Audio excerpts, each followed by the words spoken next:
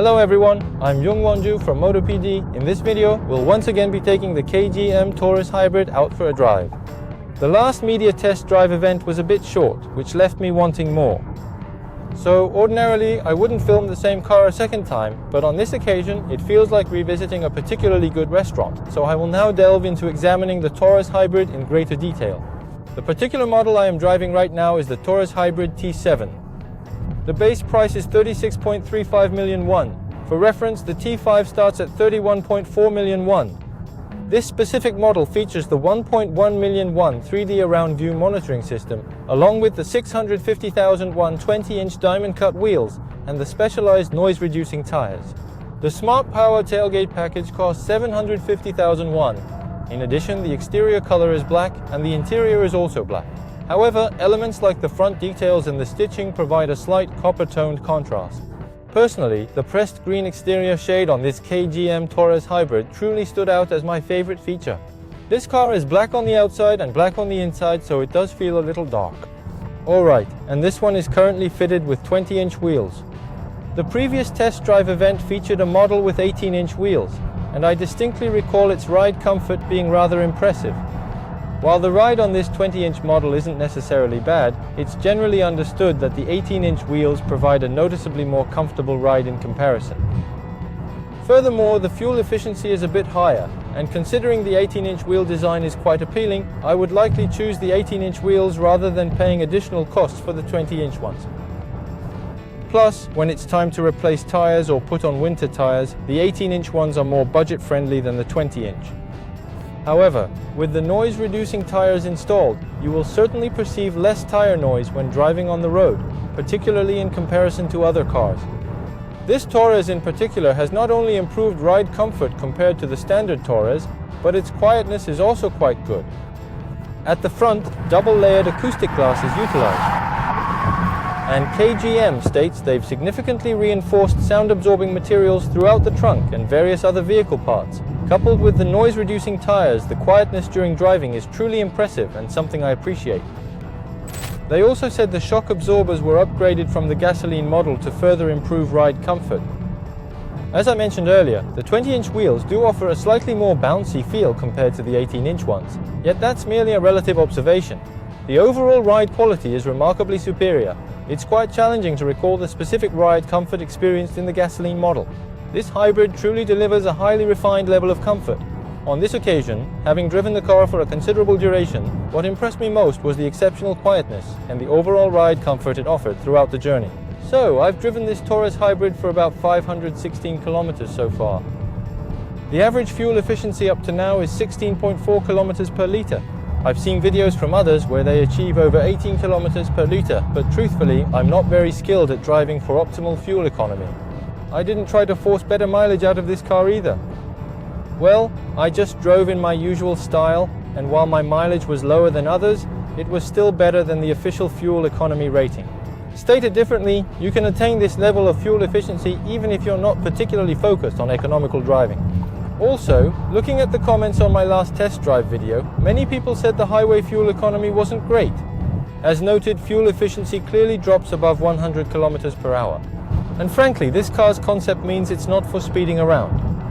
However, that is also a general characteristic shared by hybrid models. This Torres Hybrid quite naturally boasts a higher city fuel efficiency.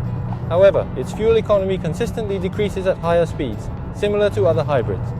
So, for those who frequently drive at high speeds, you might not perceive a dramatic improvement in fuel efficiency.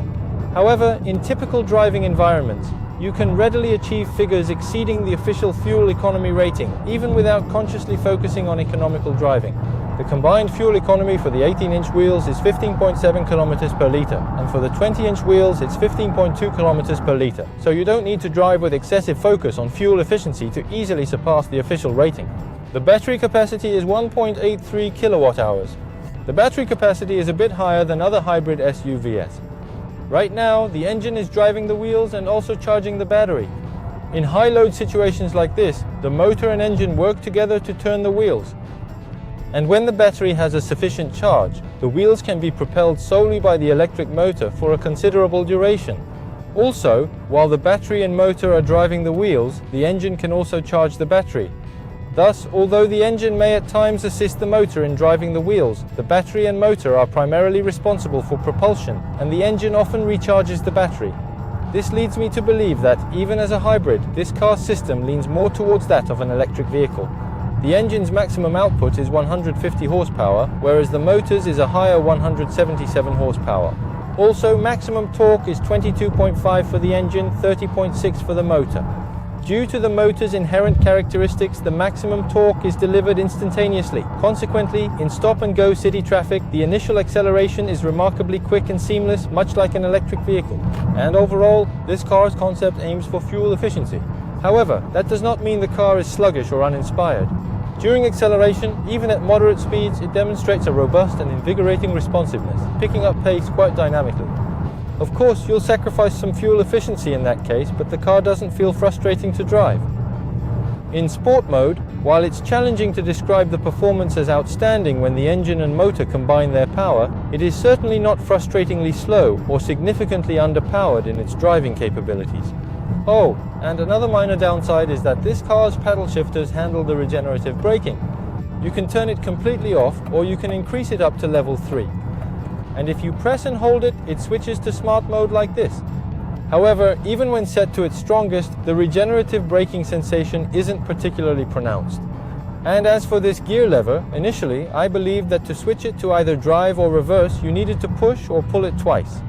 You can just press and hold it to shift into drive or reverse, but the shifting process isn't particularly quick, which can prove somewhat inconvenient when you're parking and need to move the car forward and backward repeatedly. Well, the design of the Torres itself has been highly praised right from its initial launch, hasn't it?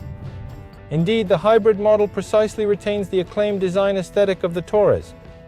However, while the EVX electric model presents some notable distinctions, it's a bit disappointing that this hybrid version is nearly indistinguishable from its regular gasoline equivalent.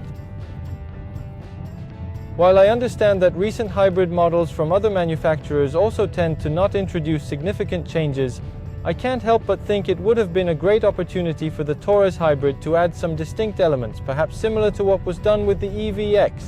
The sole distinction lies in the hybrid badging positioned on the rear right side. For reference, it's only available in front-wheel drive. The screen is a wide type that stretches across, following the latest trend. The central section here remains unoccupied while the cluster allows cycling through vehicle information, ADAS, navigation, and media by pressing this button. It also changes depending on the drive mode, and the home screen has a three-way split. On the left here, they've organized the main categories. Pressing the button at the top lets you access a variety of menus. This section provides radio, navigation, KGM link, phone, climate control, My Media, Apple CarPlay, Android Auto, Bluetooth connectivity, USB options, settings, rear seat, quiet mode, the e-manual, device connection, and hybrid functionalities. On the hybrid screen, it displays the average fuel economy, the usage levels of the hybrid system, instantaneous fuel efficiency readings, the remaining driving range, and the current battery charge. The energy flow diagram is also shown here. Although it has a built-in navigation system, you can still use Apple CarPlay or Android Auto. You can expand it to the side as seen here, or even call up additional menus. To your right, you'll find the climate control settings. It includes features like a compass, a clock, Bluetooth connectivity, and music.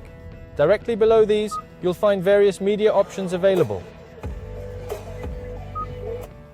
You can enlarge the phone projection or climate control display, but as it also conveniently shows up as a small window on the navigation screen, swift adjustments are possible directly from there. Furthermore,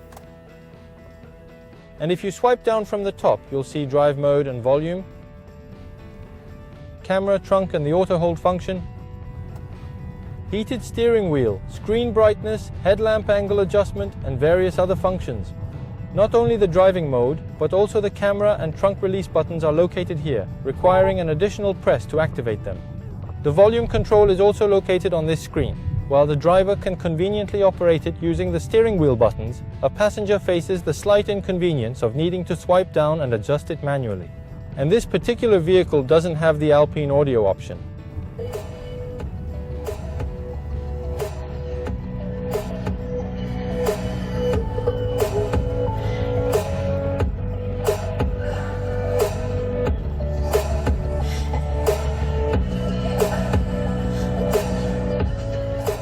Last time, when the Alpine audio option was present, I described it as a satisfactory listening experience. However, with this audio option absent, the sound quality is notably monotonous and lacks depth. Therefore, if it's at all possible, I believe it would be much better to opt for and add the Alpine audio option. And they say you can also add the panoramic sunroof option to the Torres Hybrid. The mood lighting is a thin strip that extends across the dashboard, along the door trim, and also in the console area. While the materials used throughout may not be considered highly luxurious, when I drove a friend, they commented that the car conveys a remarkably robust and powerful image, perfectly aligning with its intended design concept. Furthermore, the center console features a floating design, yet the access point to the storage compartment situated beneath it is somewhat restricted, which consequently makes placing items in and retrieving them rather cumbersome. There's additional storage space up front, and also up top.